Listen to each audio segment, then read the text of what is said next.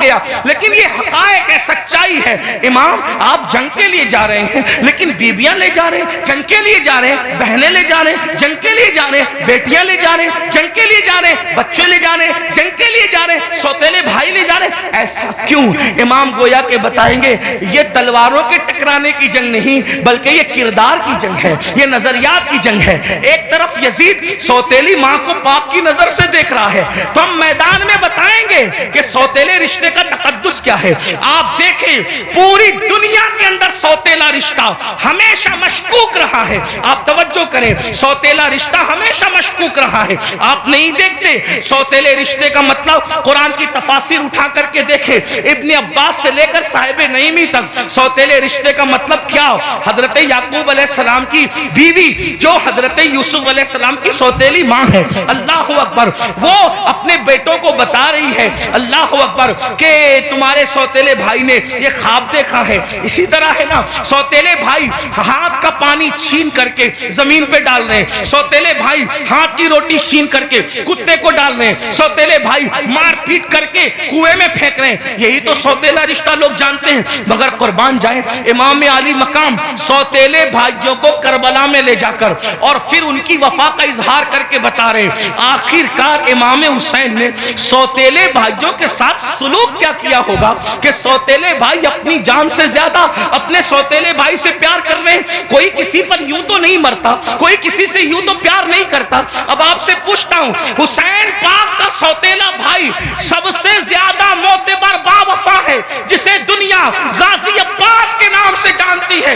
आपसे पूछता हूं, वफा का दूसरा नाम अगर करबला के बाद हमसे कोई पूछे तो हम हजरत गाजी अब्बास का नाम लिया करते हैं। शिमर ने अल्लाह अकबर रिश्तेदारी की वजह से हजरत अब्बास को अमान लिखी, उनके भाइयों को अमान लिखी, तो हजरत अब्बास ने कहा शिमर तुझ पर भी लानत है और तेरी अमान पर भी लानत है।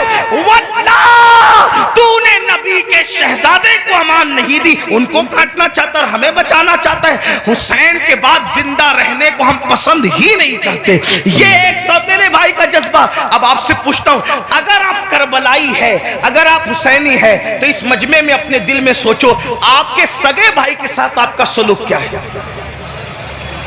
करबला सिर्फ काले कपड़ों का नाम तो नहीं है ना पहनने का, करबला सीना पीटने का नाम नहीं। हमारे दरमियान करबला उसवे मुस्तफा की तफसीर का नाम है। हमारे नजदीक करबला बद्र ओहद के मकसद की तकमील का नाम है। आप समझते क्या है करबला को, लेकिन हमारे अंदर करबला कहाँ है? हमने रस्मी और इसमी करबला को तो देखा, हमने हकीकत करबला को नहीं देखा। बताओ आपका हमारा जज्बा भाई के बारे में क्या है? यही ना, उसका खेत हड़प कर लिया, उसका हिस्सा हजम कर लिया, उस पर केस कर दिया, उसके खिलाफ खड़े हो गए, उसकी बेटी को अच्छे रिश्ते आते तो आपको पसंद नहीं आता, आपको हजम नहीं होता। बताएं तो सही, उसके घर में बेटे ही बेटे पैदा हो तो आपको तकलीफ होती है। ये आपका मामला सगे भाई के लिए, और वहां सौतेले भाई के साथ अंदाज क्या है सरकार गाजी अब्बास के साथ देखें। फिर उसके बाद इमाम अपनी बहन को करबला में लाए। जब इमाम किसी की कोई बात नहीं मानते, तवज्जो करना, जब इमाम किसी की कोई बात नहीं मानते तो सैयदा ज़ैनब खड़ी होकर कहती है भैया ये कर लो, भैया ये कर लो। बहन की कोई बात नहीं टलती। गोया कि हुसैन बता रहे वहां बहन का कोई तकद्दुस नहीं है, और यहाँ बहन के तकद्दुस का आलम यह है कि बज़ाहिर अगर हजरत इमाम के अपनी फिक्र के खिलाफ बहन बात कर रही है तो इमाम उसको ही मानते नजर आ रहे। किसने नहीं कहा था कि अली असगर को ले जाएं और यजीदियों से कह के पानी पिलाते? इमाम ने सबको मना किया, लेकिन जब बहन आई और बहन ने कहा मेरे लिए चले जाएं, मैं कह रही हूं आप चले जाएं, तो मुअर्रिखीन लिख रहे हैं बहन की बात मानकर इमाम यजीदियों की तरफ जाते हुए नजर आते हैं। हालांकि ये इमाम पाक रज़ी अल्लाह तबारक व तआला की शान है कि यजीदियों के हाथों से उनके शहजादा वाला तबार ने पानी नोश नहीं फरमाया, वो तो शहीद हो गए। लेकिन आपसे पूछता हूं, बहन के बारे में इमाम आली मकाम का हाल ये, बीबियों की मौजूदगी में क़यादत का झंडा खानदान नबूवत का किसी के हाथ में देते हैं, बेटियों की और बीबियों की मौजूदगी में उसको बहन कहते हैं। बताओ इमाम तो बहन से इतना प्यार करते हैं, हमारा और आपका बहनों के साथ क्या ताल्लुक है? हमारा और आपका बहनों साथ क्या रिश्ता है? आप बताएं मुझे। अगर बहन घर आ जाए 4 बच्चों को लेकर तो भाई और भाभी बात करते हैं, खिलाएंगे कहां से? हैरत की बात यह है, जिस कौम की सोच फिक्रे हुसैन से इस कदर गिर जाए, फिर क्या उस कौम के लिए ना कहा जाए कि वो नाम के लिए तो हुसैनी बनी है लेकिन अफकार के एतबार से वो कहीं ना कहीं यजीदियत का शिकार है। मेरे आका सल्लल्लाहु अलैहि वसल्लम के दीवानों, जानते हैं बहन का मकाम क्या है, बहन का मर्तबा क्या है? और ये अल्लाह के रसूल अलैहिस्सलाम से सीखा। आका अलैहिस्सलाम की कोई हकीकी बहन न थी, लेकिन जब जंगे हुनैन के मौके पर अल्लाह अकबर, हुनैन के अंदर वाफर मिकदार में, कसीर मिकदार में जब वो गनीमत का माल आया तो उस वक्त तो एक खातून आई और आने के बाद कहा, ए मोहम्मद, मैं आपकी बहन हूं, मैं आपकी बहन हूं। हुजूर अलैहिस्सलाम को उस बहन से जुदा हुए तकरीबन कमोबेश आधी सदी बीत चुकी थी।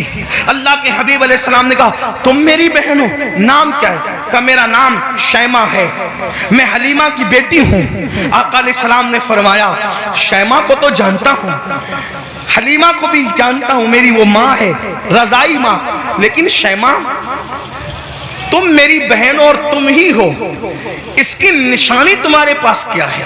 अल्लाह, क्या निशानी है मुझे बताओ।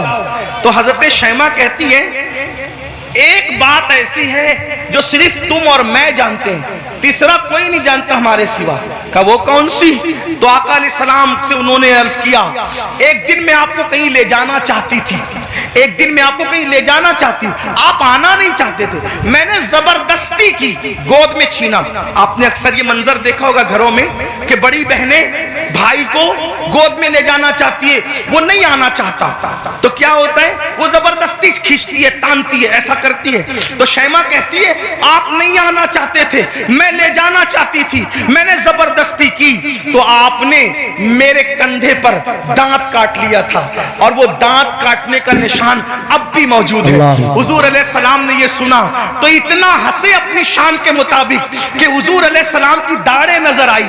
और फिर जब ये साबित हो गया कि शैमा यही है, तो आका ने फरमाया, ऐ मेरे सहाबा, शैमा के ससुराल की बकरियां, भेड़े, ऊंट, घोड़े जितने गनीमत में आए हैं, चूंकि ये मेरी बहन है, मैं इसको वापस करता हूं, तुम लोग भी वापस करो। सुभान अल्लाह, नारे तकबीर। फरमाए, बहन का ये इकराम है, हालांकि वो हकीकी बहन नहीं है, वो हकीकी बहन नहीं, रज़ाई बहन है। इकराम देखो, एहतराम देखो। हमारे पास बहन का क्या एहतराम है? अगर बहन जवान हो गई, उसको रिश्ते नहीं आ रहे हैं, तो भाई बोझ समझता है, बोझ समझता है। और जब भाई बोझ समझता है तो वो देखती है कि भाई का मुंह अच्छा नहीं, बाप बोझ समझ रहे, बाप का मुंह अच्छा नहीं, माँ बोझ समझ रही, बाप का मुंह, माँ का मुंह अच्छा नहीं। तो फिर एक बेटी ये फैसला करती है, जिस घर में न भाई अपना हो, न बहनें अपनी हो, न माँ अपनी हो, न बाप अपना हो, सब तो मुंह उतार करके मुझे बोझ समझते हैं, तो फिर वो मजबूरन ये फैसला करती है कि फिर बाहर जहां से प्यार मिल रहा है, प्यार अगरचे धोखे की तौर पे मिल रहा है, अल्लाह अकबर, फिर क्यों ना उसी का हाथ पकड़ लिया जाए। याद रखना मुसलमानों, आज हमारे मिंबरों से ये बात हो रही है कि हमारी बेटियां भाग रही हैं, भाग रही हैं, भाग रही हैं। मुफक्किरीन यूट्यूब चैनलों पर भी कह रहे हैं। पहली बात तो मैं 2 बात करना चाहता हूं। नंबर 1, मिंबरों से इस बात को बहुत मुबालगे के तौर पे बयान न किया जाए, ये मेरी गुजारिश है, वरना कल मुस्तकबिल में, अल्लाह अकबर, मुस्तकबिल में कल लोग इन्हीं तकरीरों को बुनियाद बनाकर, इन्हीं अखबारात के आर्टिकलों को बताकर हमारे बच्चों को ताना देंगे कि तुम्हारी बेटियां तो भगोड़ी थी, भगोड़ी। कौन